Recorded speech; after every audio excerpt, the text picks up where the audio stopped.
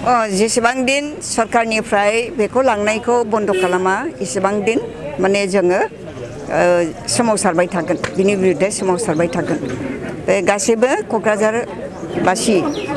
माने नोगोरारिफोरनि माबा उद्देश्य दा बेखौ जोङो माने लोगोसे जोंबो बिथांमोनजों गसंफादों आरो जोंनिफ्राय सेन्टिमेन्टआ बेनो मेडिकेल कलेजा जों आन्दलन खालामनायनि उनाव मोननाय मालाय डिस्ट्रिक्टआव गुबुन डिस्ट्रिक्टआव जे मेडिकेल कलेज बे सरकारा हरदों किन्तु जों आन्दलन खालामनानैसो मोनदों तरुण गगৈ सारा जेब्ला आसामनि मुख्यमन्त्रिमोन आरो 2003 सनाव जेब्ला जोंहा एकर्ड जाबाय बिनि उनाव जोङो मेडिकेल कलेजखौ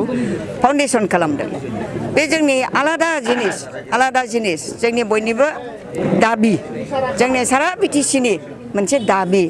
किन्तु नैबे क'क्राझार सिभिल हस्पिटाला जाहैबाय मोनसे डिस्ट्रिक्टनि गासिबो माने सिटिजेनफोरनि नांगौनि माने माबा बियो देहा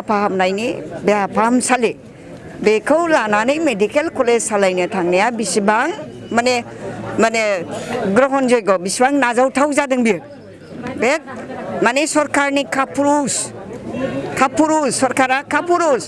जोंनि मेडिकेल कलेजनि थाखाय सेपारेट बाजेट खालामनांगौ जोंनि सेन्टिमेन्टनि कलेज बियो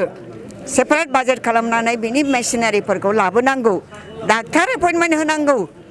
गासिबो एसेटखौ एपइन्टमेन्ट होनांगौ बिनि थाखानाय माबाखौ एसेटफोरखौ लानानै मेडिकेल कलेज सोलिबाय थानाय देखायनो थांनाया बोरै जुक्ति जानो हागौ बिलाय माब्रै जुक्ति जानो हागौ जोंनि बेवहाय गोरिब गुन्द्रा बयबो थानाय बे माने टाउननि बासिन्दाफ्रा बेवहायनो फैनानै थाब सिकित्सा मोनो थाब हजोंहाय थांनानै सिकित्सा मोनगौमानि थैलायलांगोन हजोंहाय उदिसखौनो मोनहैनाय नङा खारन बे जाहैबाय मेडिकेल कलेज बे जाहैबाय जोंनि डिस्ट्रिक्टनि देहा फाहामसालि सिभिल हस्पिटाल जे सिभिल हस्पिटाला रुपनाथ ब्रह्म जोंनि माने मानगोनां जोंनि बयनिबो सिबिजाथाव रुपनाथ ब्रह्मनि मुङाव दोननाय बे सिभिल हस्पिटाल आरो गावनि हाखौनो दान होनानै गायसननाय बे सिभिल हस्पिटाल बेखौ बुथारनानै बिनि कर्मचारिफोरखौ लानानै डाक्टारफोरखौ लानानै मेडिकेल कलेज सालायनो थांनायाथ' बेसेबां जोंनि थाखाय मान सन्माननि बाथ्रा जादोंलाय जोंखौ अपमान खालामदों असन्मान खालामदों जोङो बर' हारिखौ बर'जों लोगोसे बाङालि दं असमिया बिभिन्न जाति जनगोष्ठी दं बेवहाय जों ज' जानानै बेखौ जोङो बिरोधिता खालामदों बेखौ जोङो हेंथा होदों खालि बर'ल' नङा जोङो बयबो जाति जनगोष्ठी लानानै जोङो बेखौ दिनै हेंथा होदों दा सरकारखौ आङो बुंनो लुबैदों सरकारनाव डिमान्ड जे मेडिकेल कलेजा मेडिकेल कलेज हिसाबै थाथों बेयो किन्तु बेखौ लाखिनो थाखायसो बिनि माने मेसिनफोरखौ लांनानै मानसिफोरखौ लांजोबनानै मेडिकेल कलेज